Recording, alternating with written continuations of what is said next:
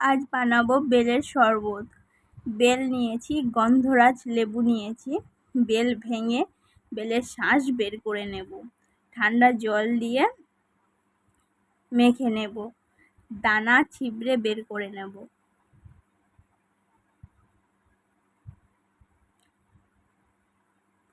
ভালোভাবে মেখে দানা চিবড়াগুলো বের করে নিয়ে ছেঁকে নেব।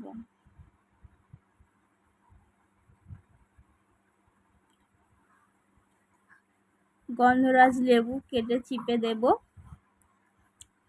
লেবুর রস, বিট নুন আর চিনি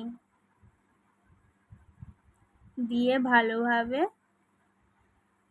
ফাটিয়ে নেব, যাতে চিনি আর লবণটা গুলে যায়।